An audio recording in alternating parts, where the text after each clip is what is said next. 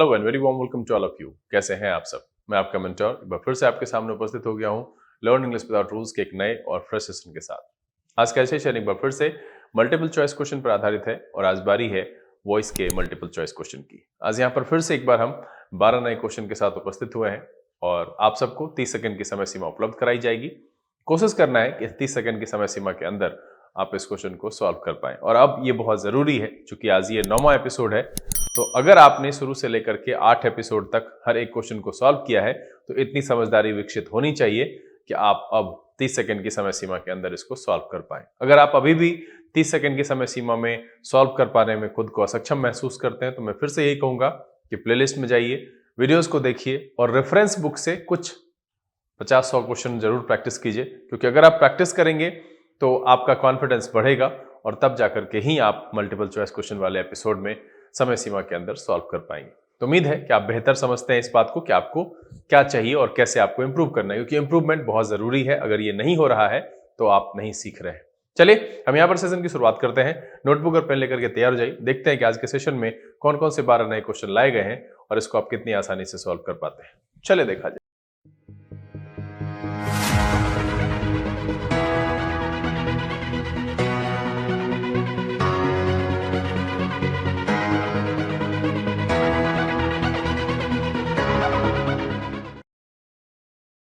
आइए हम आज के सेशन की शुरुआत करते हैं और बारी बारी से आपके सामने आज के सेशन में लाए गए 12 क्वेश्चन को रखते हैं। आप इसे आराम से बनाइए। गलत और सही दोनों परिस्थिति में आपको रुकना है और एक्सप्लेनेशन को देखना है। आपकी जो समझ थी, चाहे वो सही हुआ हो या गलत हुआ हो, उसको देखना है कि मेरे एक्सप्लेनेशन से वो मैच करता है या नहीं करता है।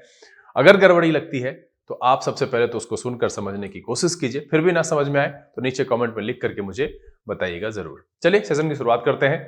लेकिन उससे पहले जो लोग इस चैनल पर नए हैं, चैनल को सब्सक्राइब कर लीजिए, बेल आइकन जरूर प्रेस कीजिएगा ताकि यहाँ से अपलोड की गई वीडियोस की नोटिफिकेशन आपको मिले और आपका कोई भी सेशन मिस ना हो। लाइक और शेयर करने में कंजूसी नहीं कीजिएगा। चलिए सेशन की शुरुआत करेंगे। एक बार फिर से आप सबका स्वागत है। इससे पहले हम समय की व्यवस्था कर लें ना। चलिए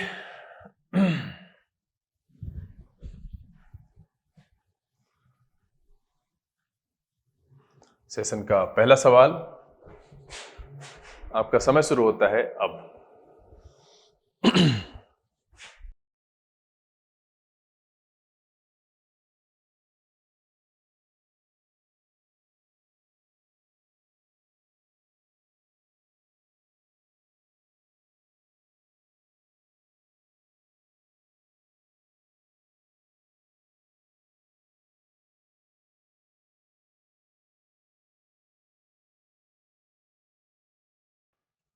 चलिए समय समाप्त हो चुका है।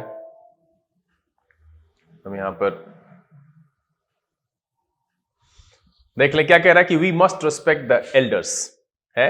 वी मस्ट रिस्पेक्ट, तो ये क्या है? मॉडल वर्ब है ना। तो आप जैसे लिखते हैं मॉडल वर्ब प्लस V1, इसका जो एक्टिव है ये पैसिव में कन्वर्जन होता है वो होता है modal verb plus be plus past participle. ये बहुत समझने की बात है कि भाई कैसे हम बनाते हैं। तो देखिए द एल्डर्स डिजर्व्स रिस्पेक्ट, ये कुछ अलग ही कर दिया है। The elders must be respected, ये लग रहा है must be respected by all, ये इसके हिसाब से बी के लिहाजन खत्म हो जाएगा। Respect the elders we must, ये तो कुछ अलग ही हो गया, अजूबा पैटर्न। और इसीलिए इस सवाल का जो जवाब है वो है आपका बी। बहुत ही आसानी से बना सकते हैं, कुछ भी नहीं है। अगर आप मेथड ऑफ एलिमिनेशन अप्लाई करते हैं तो मैक्सिमम केस में ये होता है कि आपको आंसर मिल जाता है। और मेथड ऑफ एलिमिनेशन तब आता है जब आप जानते हैं कॉन्सेप्ट क्या है। तो बेहतर है कि अपने सूझबूझ को और अपने कॉन्सेप्ट को बेहतर कीजिए रटने के बजाय। चलिए अगला सवाल और आपका समय शुरू होता है अब।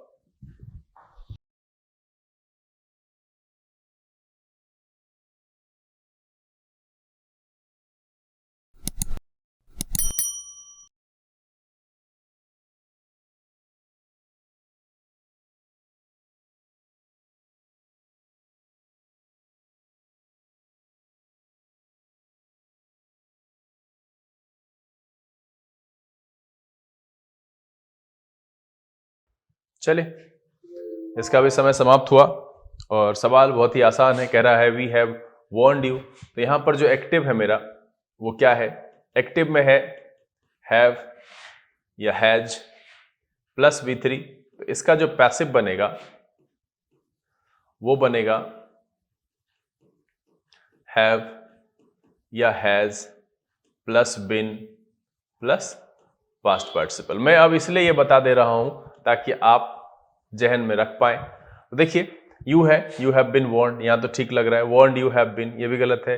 We have you warned, have you been warned, नहीं, यहां पर सीधा सीधा है कि इसका आंसर जो है वो ए है, और जो कि प्रथम दृष्टि में ऐसे ही आपको दिख जाएगा। चलिए अगला सवाल, और आपका समय शुरू होता है अब।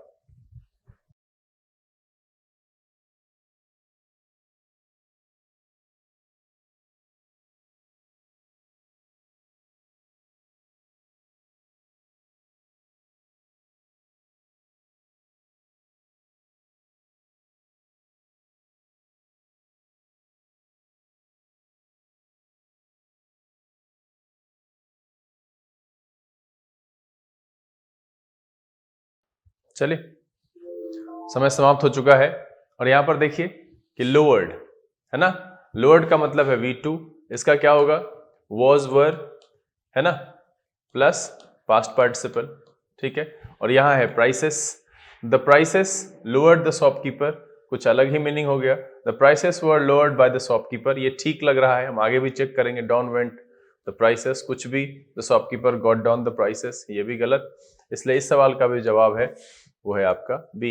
देखिए अमूमन बहुत आसान रहता है, वॉइस के कुछ एक सेक्शंस को छोड़ करके आप आसानी से सवाल बना सकते हैं। मैं पहले ये कहता था कि थोड़ा सा वॉइस में ही ट्विस्ट एंड टर्न्स होता है, अब मिला जुला करके दोनों है, नैरेशन भी चाहे तो आपको चकमा दे सकता है सेंस के आधार पर जब चला जाएगा। तो बेहतर है कि हम हमेशा से सूझबूझ का प्रयोग करें और अपने आप पर भरोसा रखें कि इसको कैसे सॉल्व करेंगे। बेसिक जो थीम है दोनों में कि दिए गए सेंटेंस का भाव नहीं बदलना चाहिए, चाहे आप एक्टिव से पैसिव कर रहे हो या पैसिव से एक्टिव कर रहे हो।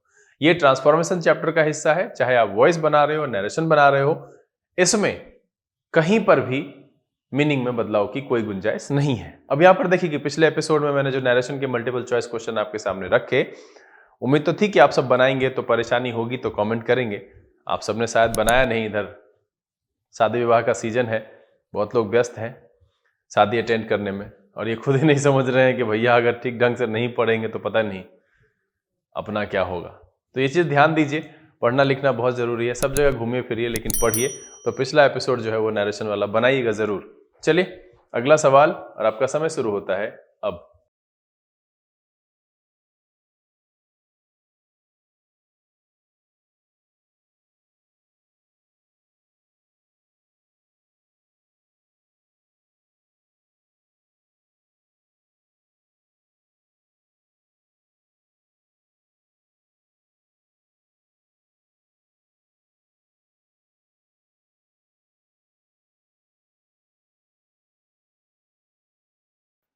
चलिए समय समाप्त हो चुका है, और देखिए क्या कह रहा है कि the government has not approved, और इसके पहले मैंने बताया ये कि हैज है प्लस V3 वाले का, the government has not approved the new drug for sale, है ना। तो अब यहां पर देखिए कि the government approval for the sale of the new drug has not been given, ठीक है, एक तो ऐसे लिखा है, दूसरा है कि new drug has not been approved for sale by the government, एक ये लिखा है, for the sale of the new drug we have not been given, यहां पर ये यहां से गड़बड़ हो गया, the new drug was not, was का कोई मतलब ही नहीं है, ये यहां से खत्म हो गया। अब मुझे ये देखना है कि पहला और दूसरा में बेहतर क्या है। तो मेरा क्या है, ऑब्जेक्ट है मेरा द न्यू ड्रग, है ना, the new drug has not been approved for sale by the government, और यहां पर क्या है, the government approval for the sale of the new drug has not been given. यहां पर इससे बेहतर एक्सप्रेशन जो है वो बी का है, सबसे अप्रोप्रिएट जाएगा बी, और इसीलिए इस सवाल का जो जवाब है वो है आपका बी। चलिए अगला सवाल, और आपका समय शुरू होता है अब।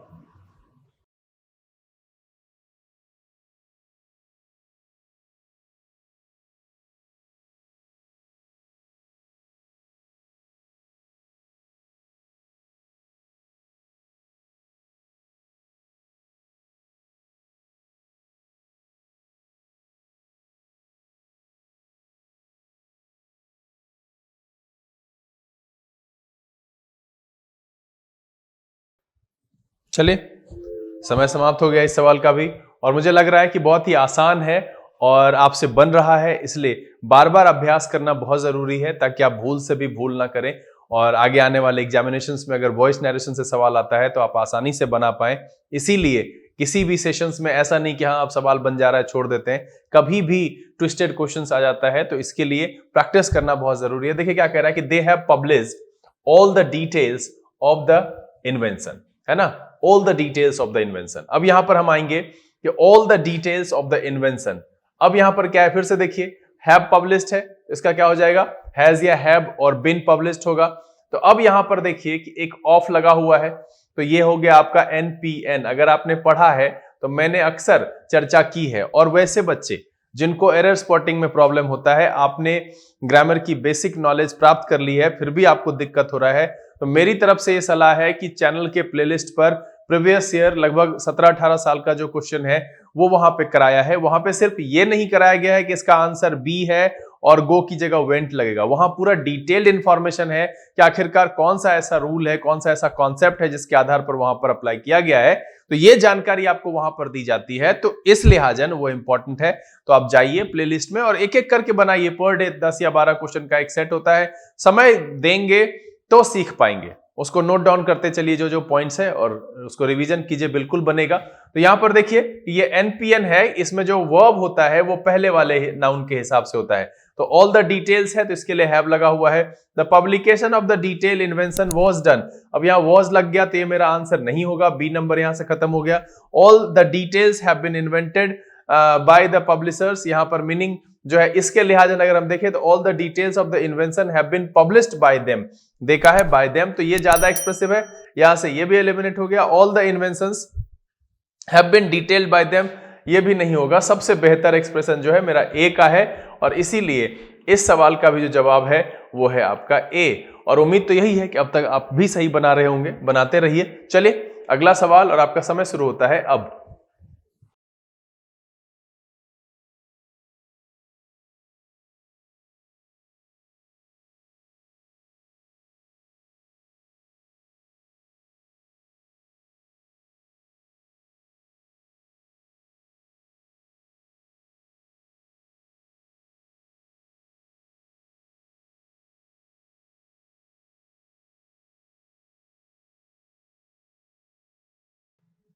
चलिए समय समाप्त हो चुका है, और फिर से यहां देखते हैं the manager could not accept the union leaders proposal.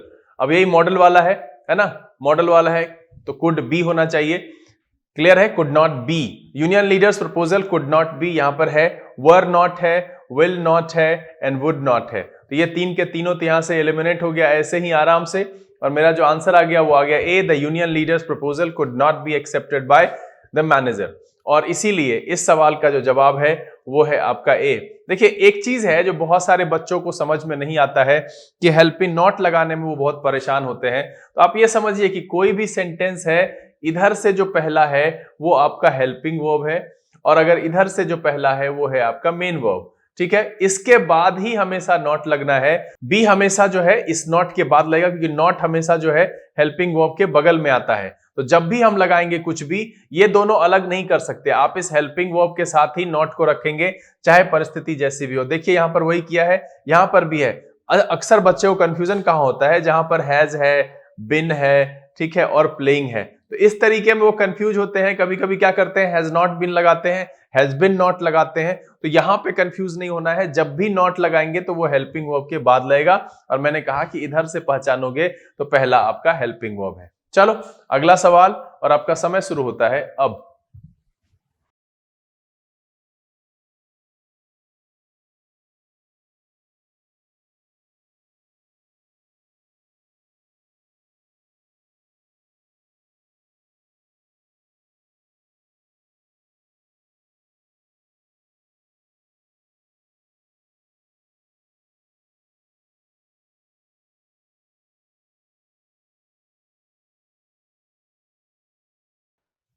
चलिए समय समाप्त हो चुका है। क्या कह रहा है, prepare your self for the worst, you B prepared for the worst, ये इनकम्प्लीट है, यहां पर कोई ना कोई मॉडल होना चाहिए। The worst should be prepared by your self, ठीक है, ऐसे नहीं बनाते, इस तरीके से गड़बड़ है, ठीक। कह रहा है B prepared for the worst और कहता है for the worst preparation should be made by you. इससे बेहतर एक्सप्रेशन इसका है कि B prepared for the worst. यहां पर देखिए बी प्लस पास्ट पार्टिसिपल आ गया, इसीलिए इस सवाल का जो जवाब है वो है आपका सी। और मैं आपसे जानना चाहता हूं, क्योंकि ये सवाल थोड़ा सा ट्रिकी है, आपको लग सकता है कि ये वाला मेरा आंसर हो, या साधारण लोग ये कह सकते हैं the worst should be prepared by yourself. नहीं, be prepared for the worst. ये याद रखिएगा कि यहां पर है प्रिपेयर योरसेल्फ, तो बी प्रिपेयर्ड होना चाहिए। बाकी जो ये है एडिशनल है आपका फॉर द वर्स्ट, तो इसको हम इस तरीके से यहां पर नहीं ला सकते हैं। तो इसीलिए आपसे मैं ये जानना चाहता हूं कि क्या आपने बी मार्क किया या डी, या सच में आप सी तक पहुंच गए थे। और अगर आपने सी मार्क किया है तो लिख करके मुझे कमेंट में बताइएगा जरूर। चलिए अगला सवाल, और आपका समय शुरू होता है अब।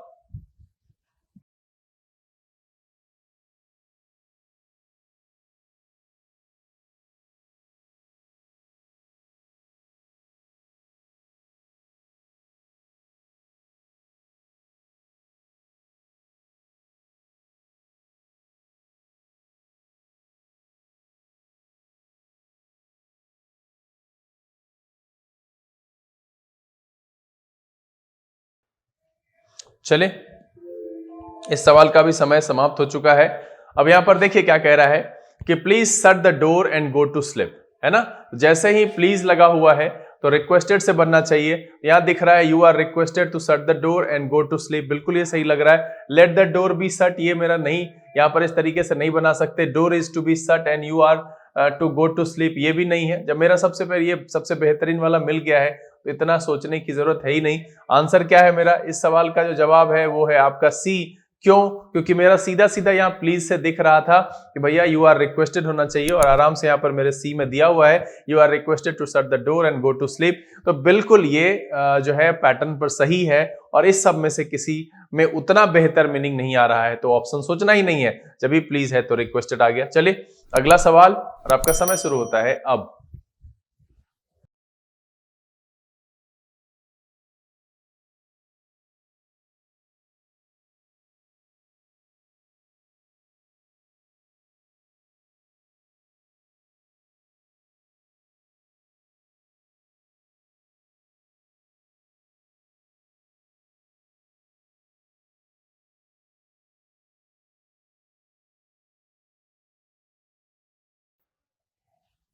चलिए समय समाप्त हो चुका है।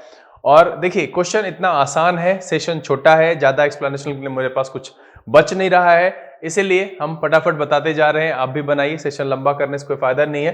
हाँ, अगर आपको कोई परेशानी है तो आप कमेंट बिल्कुल कीजिए मुझे, मैं कोशिश करूंगा कि आसान शब्दों में उसका आपका जवाब दें। कह रहा it is impossible to do this, है ना, it is impossible to do this. Doing this is impossible, ये नहीं है मेरा pattern. This is impossible to be done, to do this है, टू बी डन यहां पर है, ठीक है। मस्ट नॉट का कोई जरूरत ही नहीं है, कांट का कोई जरूरत ही नहीं है। सबसे बेहतर एक्सप्रेशन मेरा बी वाला है, और इसीलिए इस सवाल का जो जवाब है वो है आपका बी। बड़ी ही आसानी से आंसर मिल जा रहा है। मुझे लिख करके बताइएगा कि क्या आप सब बना रहे हैं, और आप अपने अंक जरूर लिखिए। कोई भी दिक्कत हो, कुछ लगे कि सर मुझसे परेशानी हो रही है, बार बार मैं सॉल्व नहीं कर पा रहा हूं, या समय सीमा पार हो जा रही है, तो अभ्यास करना बहुत जरूरी है। अगर टाइम मेंटेन करना है, टाइम मैनेजमेंट सीखना है, तो उसके लिए ज्यादा से ज्यादा अभ्यास करेंगे, तभी आप समय के साथ अभ्यस्त हो पाएंगे कि इतने समय में मेरे से ये बनेगा या नहीं बनेगा। जो लोग अभ्यास करते हैं उनको पता है कि किस तरह की परेशानियां आएंगी, और उस समय में समय कैसे नियंत्रित करें, उसका मैनेजमेंट कैसे करें। तो अभ्यास करना बहुत जरूरी है, इसलिए बने रहिए। चलिए अगला सवाल, और आपका समय शुरू होता है अब।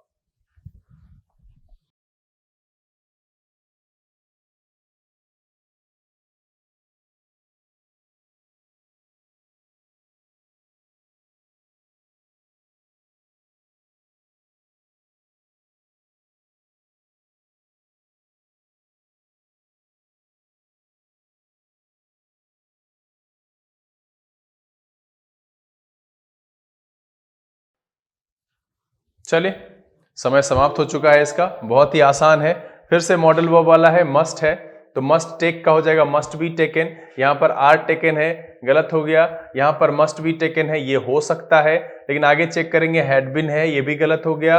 और यहां पर विल बी टेकन है, ये भी गलत हो गया। तो इसीलिए इस सवाल का जो जवाब है इसका क्या है, बी है। और देखिए इस पूरे सेट में कहीं पर भी कोई परेशानी नहीं रही है। अगर आप 12 आउट ऑफ 12 के दायरे में नहीं आ रहे हैं तो कहीं ना कहीं या तो आप में हड़बड़ाहट है या फिर आप का मन कहीं और है, आप एकाग्र होकर के नहीं बना रहे हैं। तो देखिए, या फिर आपको कहीं पर कॉन्सेप्ट में कुछ गड़बड़ी है, मुझे लिख करके बताइए क्या हो रहा है, कौन सी परेशानी हो रही है। ऐसे जैसा सवाल यहां पर है आपको 12 आउट ऑफ 12 आना चाहिए, इसमें कुछ भी खास नहीं है।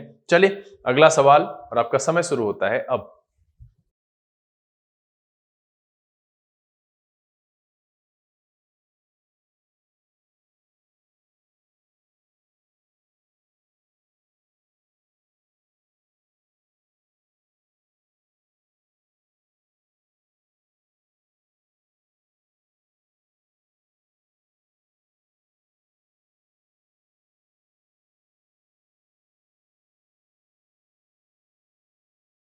चलिए सेकेंड लास्ट क्वेश्चन का भी समय समाप्त हुआ, और ये डबल ऑब्जेक्ट वाला है ना। ये ऑब्जेक्ट 1 है, ये ऑब्जेक्ट 2 है। तो अब क्या किया है, ऑब्जेक्ट 1 से बनाया है और पीपल कॉल हिम। तो यहां पर देखिए V1 लगा हुआ है तो इज आर एम होना चाहिए, हैज लगा हुआ है यहां पर, ठीक है। यहाँ हैव बीन लगा हुआ है, ये भी गलत है। यहां पर हैव लगा हुआ है, ये भी गलत है। और देखिए he is called a fool by the people, बिल्कुल सही है। और इसीलिए इसका जवाब जो है वो भी आपका है बी। इससे पहले वाले सवाल का जवाब भी शायद बी था। चलिए सेशन का आखिरी सवाल, और आपका समय शुरू होता है अब।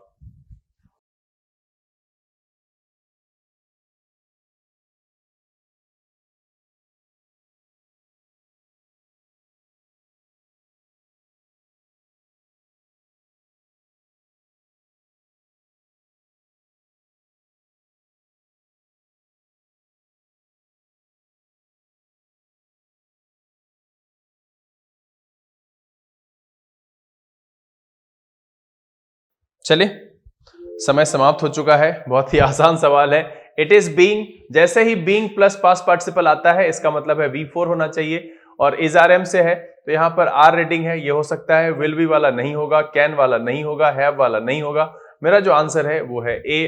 क्या हो जाएगा, वी आर रीडिंग इट, इसको हम बनाएंगे it is being red by us.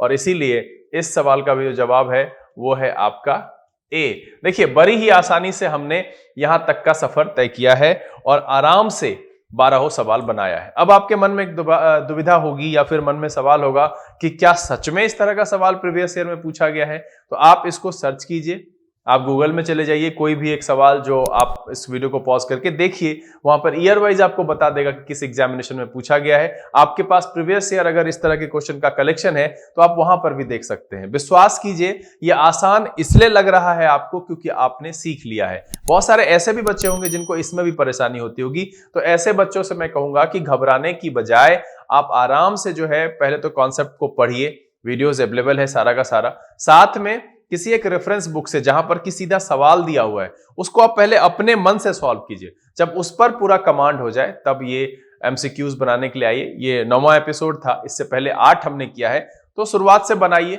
जहां पर दिक्कत लगे कुछ भी पूछने के लिए आप बेझिझक मुझसे कमेंट करके पूछ सकते हैं, कोई परेशानी यहां पर नहीं है। लेकिन अगर आपको दिक्कत हो रही है, निदान आप नहीं करेंगे तो आपका निदान कोई उपलब्ध नहीं करा सकता है, क्योंकि आपकी परेशानी को आपसे बेहतर तो मैं भी नहीं समझ सकता हूं। इसलिए आप खुल करके बेझिझक स्वीकार कीजिए कि मुझे परेशानी हो रही है और पूछिए, बिल्कुल हम सिखाएंगे और बिल्कुल हम सिखा सकते हैं, ये मुझे पता है। तो आप भी बस खुल करके सवाल पूछिए, जो दिक्कत है वो कमेंट में लिख करके मुझे बताइए। बहरहाल उम्मीद तो ये है कि ये वीडियो आपको पसंद आया होगा। अगर ये वीडियो अच्छा लगा आप इसे लाइक कर दें। अगर आपने चैनल सब्सक्राइब नहीं किया है प्लीज सब्सक्राइब कर लीजिए, बेल आइकन जरूर प्रेस कीजिएगा ताकि यहाँ से अपलोड किए गए वीडियोस की नोटिफिकेशन आपको मिले और आपका कोई भी सेशन मिस ना हो। समय यहां से बिता लेने का, बहुत जल्द इसी तरह के एपिसोड के साथ आपके सामने हम फिर उपस्थित होंगे। तब तक के लिए आप घर में रहें, अपना और अपने परिवारजनों का ख्याल रखें, पढ़ाई लिखाई जारी रखिएगा। लर्न इंग्लिश विदाउट रूल्स के सेशन से this is BK Singh signing off. Keep reading, keep practising. Thank you, God bless you.